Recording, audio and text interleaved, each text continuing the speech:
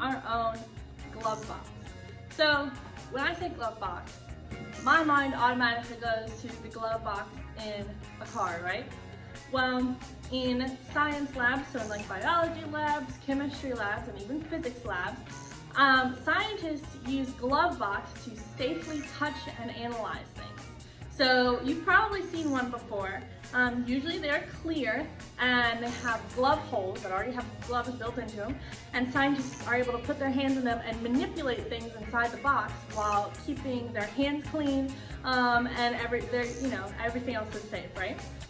So today we are going to make our own. So what you're going to need for this activity is a pair of gloves. Now I have some kind of like doctor's gloves, but I would suggest using kitchen gloves, so those long gloves, just because you're going to tape the sleeve of it to the outside of the box.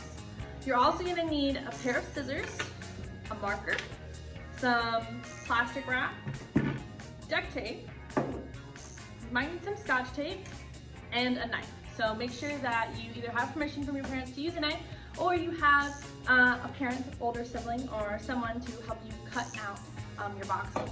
So I have my box here, and the way that I measured how big a box is I stuck my arm up next to it. And if the box side is still bigger than my arm when I put my arm on it, it's a good box to use. And I've already gone ahead and cut the flaps off. Just so you guys can see what I'm doing as you're doing it, I've cut the front end of my box off. So when you guys do this, you definitely want a complete box with 4 sides. My box right now only has 3 sides, but that's so you guys can see. So our first step on making our glove box is going to be to cut out our armhole. So what I like to do is I like to find about the center of the side, right here. I'll mark it with an X. And then I take my roll of duct tape, because we all know they fit on our arms, right? I take my roll of duct tape, I put it over my X,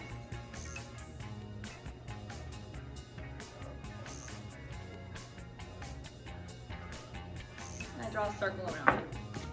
So there is our first armhole, right? I'm gonna go ahead and mark our second one.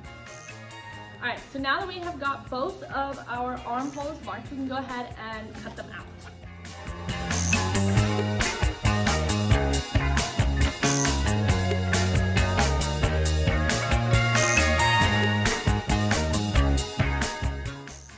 Now that I have both of my holes cut out, and we can see my hands fit in, right?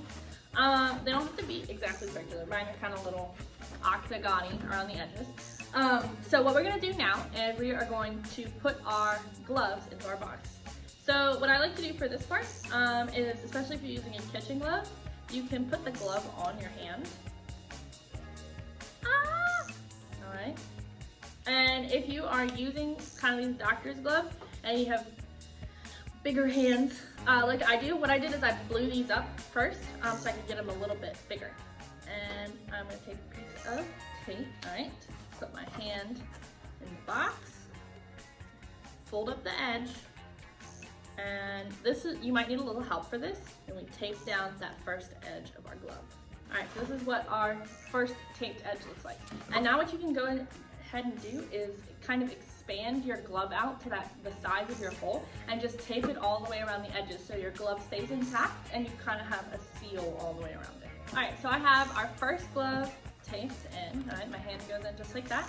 And that's what it looks like on the side.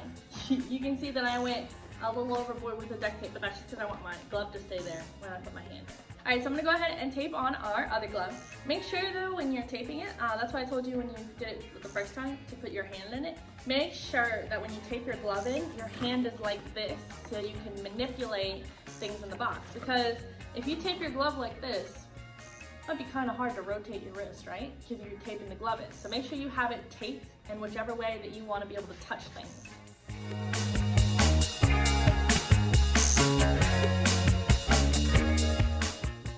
So now that we have both of our gloves taped into our box, we can go ahead and put the cover on.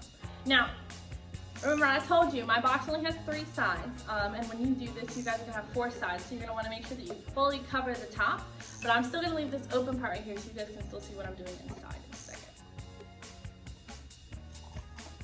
and I'm just using some plastic wrap to cover the top. If your box is small enough, you could even use a Ziploc bag if you don't have plastic wrap and tape that over the top, because all your plastic wrap is doing is just giving you a clear space so you can see whatever you have inside.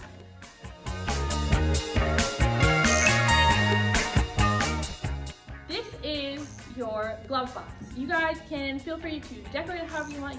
Glitter, stickers. I think I might put some dinosaur stickers on mine. But what you can do is you can actually put things in it and manipulate them. So I know before I've put rocks in here, and then you can kind of analyze the rocks. But the coolest thing to put in here is actually some Legos. So if you want to put something in your box, what you do is you have to untape one side and put them in. But since my box only has 3 sides, I can slide it in right there. All right, so now I have my Legos in, and what I can do is put my hands in my gloves, and I can actually manipulate my Legos. I can take them apart, and then I can put them back together.